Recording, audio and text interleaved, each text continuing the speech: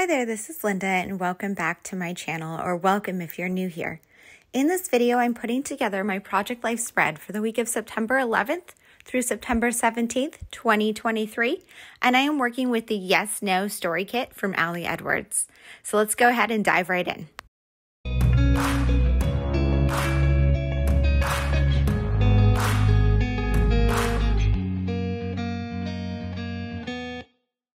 Okay, so I planned out this layout using the Yes No Story Kit prior to living this week. So I didn't really have an idea of what was going to happen, and then I kind of forgot about it when I lived the week. So I had planned this one for my title card, and my thought was I'm going to cut these out and put them on the 4x6 for Yes No Stories. Problem is, I don't know that I have a ton of Yes No stories. So I didn't take a lot of photos this week. I actually ended up only taking a few. My favorite one from the week was without a doubt this photo of sunflowers, which was in fact a vertical photo, and I cropped it to make a horizontal, thinking, you know, I can fit this yes right here in the sky and put it in that 4x6. I also have this one of my cat, which again was a vertical photo that I rotated and cropped. And I'm going to use a no story on there for just being tired. But I didn't have a ton of photos. I had this photo of my shelves getting ready for fall. I put some fall decor up, so I think I can tell that story. I had a picture of my new mug, and I had another picture of my cat on the stairs. But then I didn't have anything. So what I did was I was looking for photos. So this week was in September. I had some features on the December date, or on Ali Edwards blog for December Daily. So I went to my blog post for this week and I pulled this one, which was the calendars, and I am going to tell a story about that. That might have to be a no story, and it might just be about how busy I am doing those things. And then I had this one, so I did a December Daily Live. So what I did was I went to the December Daily account and screenshotted some of their reels and lives, because this screenshot here held some of their ones from a time period in September, and 4 of them were mine.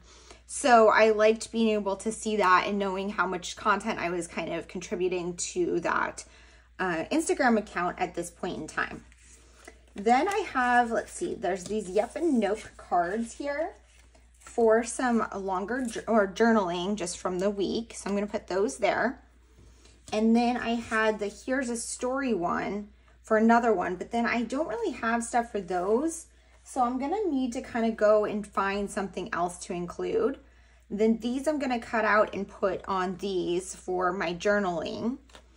And then let's see, I have this like really happy I said yes to this. Might be something related to this, and this might actually be that story that I'm going to tell there. And then I have this other tag, and I might use these on these filler and make some filler cards, or this one could be cute too, like on there. So I'm not entirely sure how I'm going to lay things out yet. I need to start cropping stuff down, but I am going to put you guys on fast forward, start figuring out, go over to my stash, probably my scrap papers, and figure out what I want to put in the background of these cards and the background here. So let's go ahead and dive right in. Okay, so the first step in putting this page together was to cut out these journaling spots.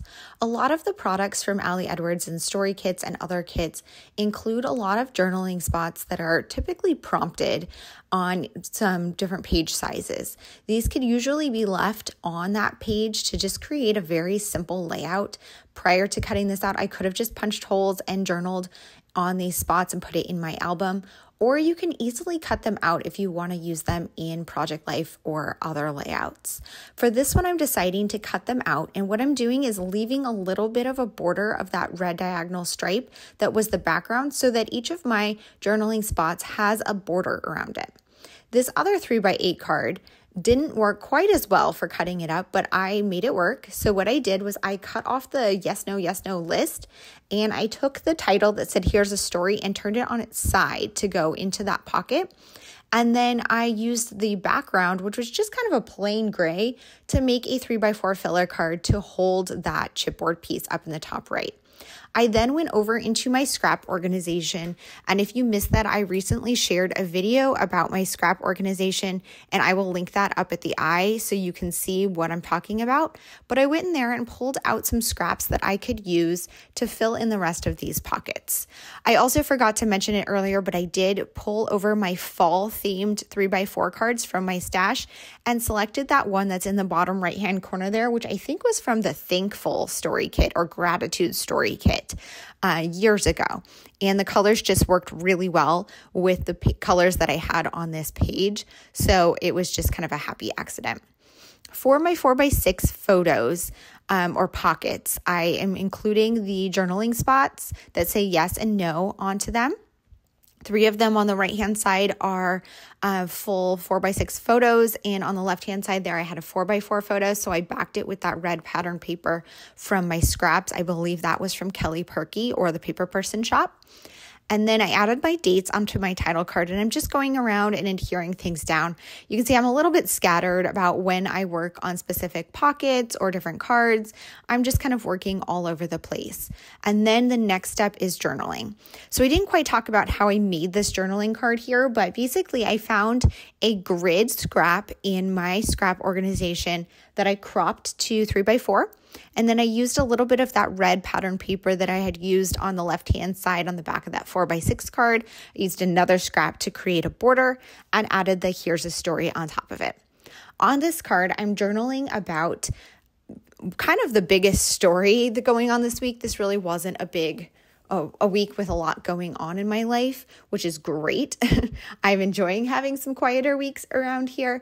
But the biggest story during September was really that I was featured on the Allie Edwards blog once per week and on their Instagram doing some live videos promoting the December Daily products. As a result of this, I got my December Daily products early. So I already had them in September at this point in time. And I was having a lot of fun working with them, but I was also putting a lot of time and work into this feature. So I'm journaling about that and how it's a great opportunity. And that chipboard piece, this is really happy I said yes to this, is kind of a nod to this story. And then I added the yeah stamp at the bottom because my journaling didn't quite fill up the card. And then I'm also adding one of the stamps that says saying yes onto this chipboard piece here. I did that partially because it fit perfectly on the chipboard piece, but also because, like I said at the beginning of this video, I didn't really have a ton of no stories, especially for these 4x6 photos, so it was kind of a stretch. So this is a photo of the shelves in my kitchen, and it has my fall decor up that I put up this week. So what I did journal about here was how I wasn't really ready for the seasons to change because summer is my favorite season. It is not the best in New York. Fall is actually the best in New York, but because I hate winter so much, fall is just kind of full of a lot of dread for me because it goes by so fast. So I wasn't really ready for it to start getting colder. So that's what I used the no for. But then I had the saying yes stamp on there because I was trying to embrace the change of the season by putting up the fall decor. I journaled on the 2 yes ones. One was about my blog post on the Allie Edwards blog this week, which was sharing my downloadable calendar that is planning for December Daily.